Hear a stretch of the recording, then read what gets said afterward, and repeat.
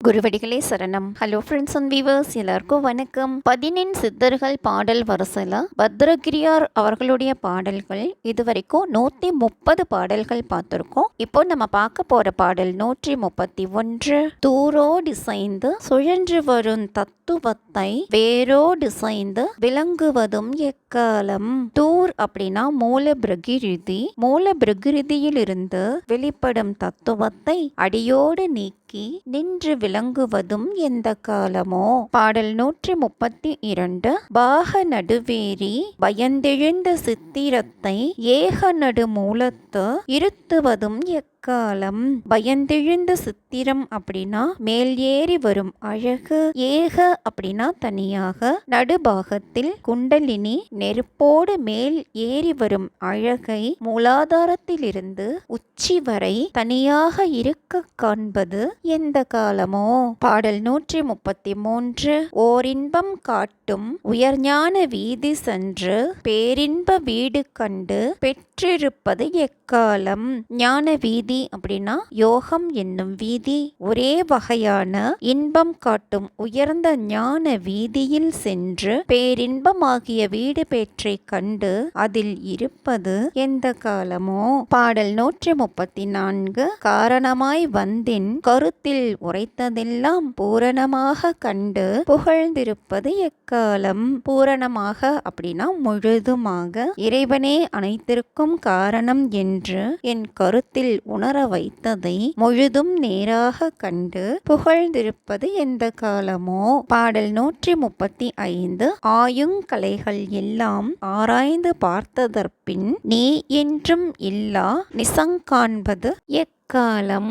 ஆயும் அப்படின்னா ஆராயும், கலைகள் அப்படின்னா நூல்கள், நிசம் அப்படின்னா உண்மை. பெரியோர் ஆராயும் அனைத்து நூல்களின்படியும் ஆராய்ந்து பார்த்ததில் நீ என்றும் காணப்படாத பொருளாகவும் ஆனால் உண்மை பொருளாகவும் இருக்கின்றாய் என்பதை காண்பதுவும் எந்த காலமோ. பாடல் 136. குறியாக கொண்டு குலமளித்த நாயகனை பிரியாமல் சேர்ந்து பிறப்பறுப்பது காலம். குறி அப்படின்னா குறிக்கோள், குலம் அப்படின்னா முதுகெலும்பு, நாயகன் அப்படின்னா தலைவனாகிய இறைவன். குறிக்கோளுடன் திகழ்ந்து முதுகெலும்பினுள் யோக மார்க்கத்தை விளங்க செய்த தலைவனாகிய இறைவனை என்றும் பிரியாமல் இருந்து இனி பிறக்காமல் ஆக்குவது எந்த காலமோ. பாடல் 137. மத்தடுத்து நின்று மருளாடுவார் போல பித்தடுத்து நின்னருளை பெற்றிருப்பது எக்காலம். மருளாடுவார் அப்படின்னா தயிர் கடையும் மத்தை நெருங்கி இருந்து தயிரை உடைத்து வெண்ணெய் காண்பவர். தயிர் கடையும் மத்தை நெருங்கி இருந்து தயிரை உடைத்து வெண்ணெய் காண்பவர் போல பித்தன் போல் இருந்து உன் அருளை பெற்றிருப்பது எந்த காலமோ. பாடல் 138. சாவாமல் சத்திருந்த சர்க்குருவின் பொன்னடி கீழ் வேகாமல் வெந்திருக்க வேண்டுவதும் எக்காலம். வெந்திருக்க அப்படின்னா பதமாகி இருக்க, இறக்காமலே இறந்தார் போல் சர்க்குருவின் பொன்னான திருவடிகளின் கீழ் யோகத்தில் அமர்ந்து வேகாமலே பதமாகி இருக்கும் காலம் எந்த காலமோ.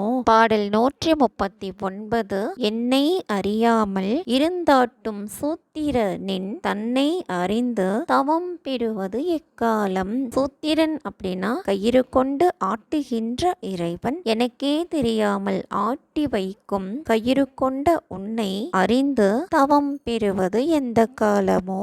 பாடல் 140. உள்ளம் அறியாது ஒளித்திருந்த நாயகனை கள்ள மனம் தெளிந்து காண்பதினி எக்காலம். நாயகன் அப்படின்னா தலைவனாகிய இறைவன். உள்ளத்தில் இருந்தும் அறிவிற்கு படாமல் ஒளிந்திருந்த தலைவனாகிய இறைவனை கள்ள மனம் நீக்கி அவனை காண்பது எந்த காலமோ. என்ன ஃப்ரெண்ட்ஸ், பாடல்களும் விளக்கமும் உங்களுக்கும் தெளிவா புரிஞ்சிருக்கும்னு நினைக்கிறேன். மீண்டும் 141வது பாடல்ல சந்திக்கலாம். தேங்க்யூ.